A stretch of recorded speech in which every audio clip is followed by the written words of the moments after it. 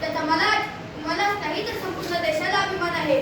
त्यांच्या इतिहासाची पानं अंगावर काटा मारतो. त्यांच्या उद्या नाम घोषणांमध्ये रक्त सळसळते.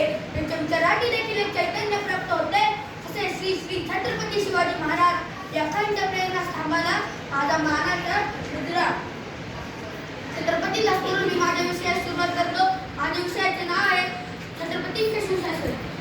17व्या शतकात युरोप खंडात लंडन गॅझेट नावाचे एक वर्तमानपत्र होते. त्या वर्तमानपत्रात पहिल्याच पानावर पहिलीच बातमी होती की त्यामध्ये छत्रपतींचा उल्लेख केला होता. Shivaji the king of India. वरील उदाहरणावरून माझ्या राजाबद्दल हे सांगू इच्छितो की आंतरराष्ट्रीय दर्जाचे राजे म्हणून त्यांची ओळख आहे. या माझ्या राजाचे सुशासन हे जगाला आदर्श देणार होते. सुशासन काय सांगत होते?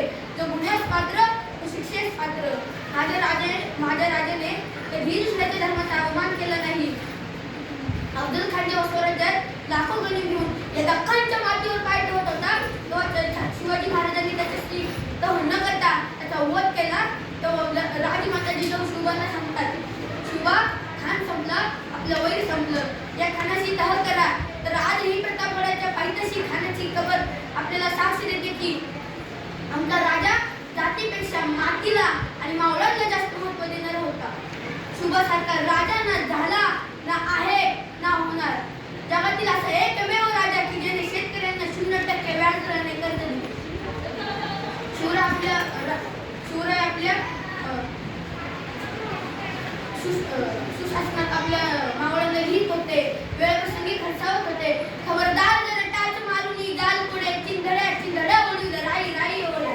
त्यातून शिवाजी महाराज आपल्या मावळांना सांगतात, गणित जर स्वराज्यावर चाल करून येत असेल तर तुम्ही तुमच्या जवळच्या ढाली तलवारी बाहेर काढा.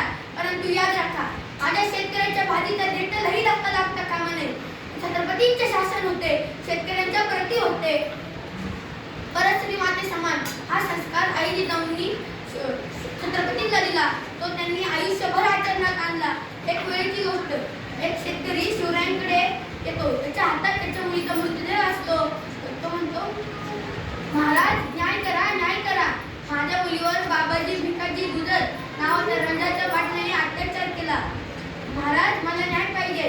महाराज, तिने आत्महत्या केली. 15 वर्षाचे शिवाजी राजे यासाठी कंकला आदेश देतात. त्यासाठी जा व आत्ताच्या आत्ता त्या रंजाच्या पाटलाला आमच्या समोर उभे करा. शिवरायांच्या प्रशासनातील चांगली बाब म्हणजे कडक शिस्त आणि न्याय. ते म्हणजे काय? अंगणातील तुळस, घरातील माय आणि गोठ्यातील गाय यांच्याकडे वाकड्या नजरेने पाहणाऱ्याची गाय केली जाणार नाही. त्याचे हातपाय कलम करून त्याचा चौरंगाच केला जाईल.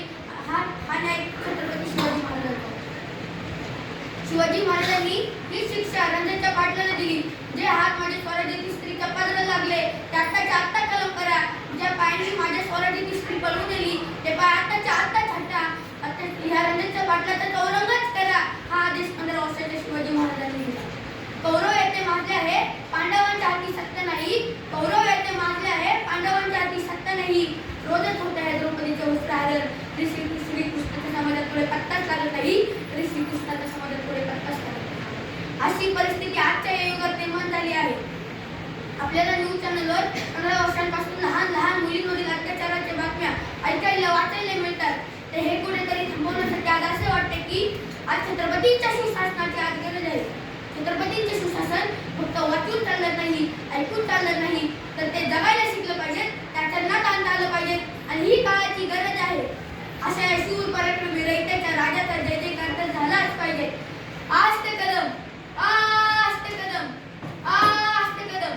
महाराज, गणपती, भूपती, प्रजापती, सुवर्ण रत्न श्रीपती, अष्टप्रधान जागृत, अष्टप्रधान व्यवस्थित, न्यायालंकार मंडित, शस्त्र पारंगत, राजनीती धुरंधर, प्रौढ प्रताप पुरंदर, क्षत्रिय कुलावतंस, सिंहासनाधीश्वर, महाराजाधिराज, श्रीमंत योगी, श्री श्री श्री छत्रपती शिवाजी महाराज की जय.